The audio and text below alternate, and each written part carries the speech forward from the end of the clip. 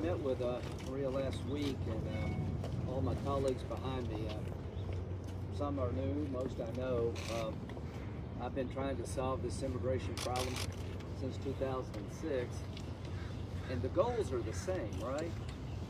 To not have 11 million illegal immigrants 20 years from now, secure the border, deal with visa overstays, replace a chain migration immigration system with a merit-based immigration system. For non-felons who've been here for decades, allow them to stay in the United States on our terms. English proficiency exam must be passed. Pay a fine for the law you broke. Wait patiently for at least a decade. Then get the back of the line of the country where you came from. Seems always to me to have been a real viable solution. The problem is that we find ourselves in a situation where there is no way forward until you control the border. The Biden administration changed Trump policies, not thinking it through. It took 4 years for President Trump to bring order to chaos at the border, but he did. The Remain in Mexico policy was the biggest breakthrough in terms of asylum abuse since I've been dealing with this issue. People by the thousands come to our country, they put one foot inside the United States, they claim asylum. Under the old system, they would be processed, released in America with a court date 4 or 5 years in the future because of $1.5 million asylum claim backlog. They would never show up. That created an endless wave of asylum abuse. President Trump said, you're going to wait in Mexico to your court date. That shut it off. Nobody's going to pay $10,000 to come from Guatemala to stay in Mexico for 4 or 5 years. Also, the Trump administration got the Triangle Nations, El Salvador, Guatemala, to Honduras, to allow asylum claims to be made in the country of origin so you don't have to come to the border. Those two things broke asylum abuse. The wall did matter, and here's what's happened that makes a solution impossible under these circumstances. We withdrew from the Triangle Agreement. We withdrew from the Remain in Mexico policy. We stopped construction on the wall. The Democrats introduced a bill that's large on legalization and soft on border security.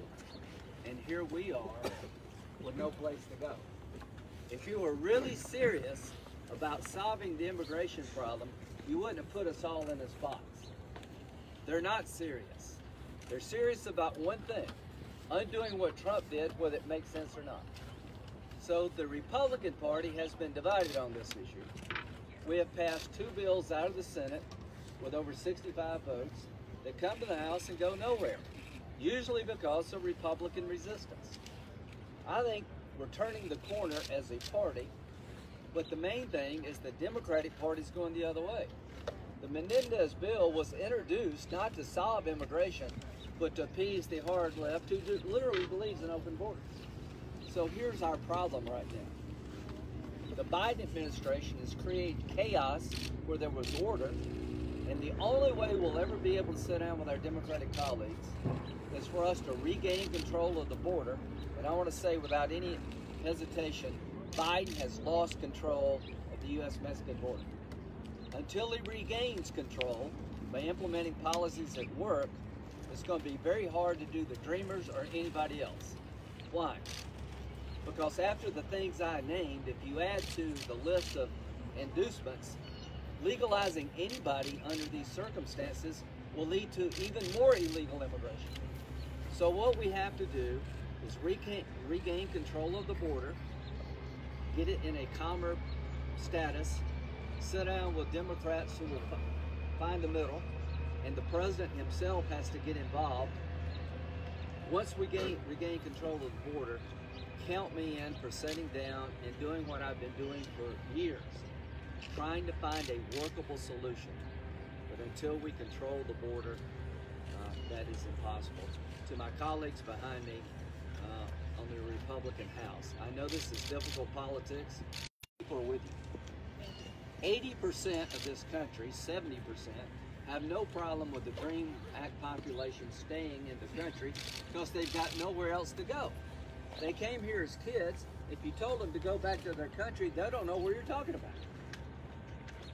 You've had people lived here for decades that have worked hard, assimilated into the country, and there's a place for them under our terms.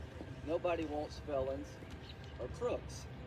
So the bottom line is, I want the Hispanic community to know that I understand the nature of the problem, that there is a solution out there, but there will be no solution as long as we lose control of the border. So if you're serious about solving the immigration problem, you will be serious about changing our laws on asylum. You will finish building the wall where it makes sense. You'll restore the remaining Mexico policy. You'll go back into the treaties with the Triangle countries, because that will lead to the calmness at the border we need to find a solution here in Washington. So to my Republican House colleagues, Republicans are actually with you. I've been dealing with this for a long time. When you ask the Republican primary electorate, would you support a pathway to citizenship for illegal immigrants who are non-felons if you first secure the border? It's about 70%, 65% if they have to learn the language, pay a fine, and get back in the line, and you secure the border so it never happens again. I think those numbers are still there. But you've lost us as a party because none of us can go back home and say, it's now time to embrace legalization of illegal immigrants while the border is completely in chaos.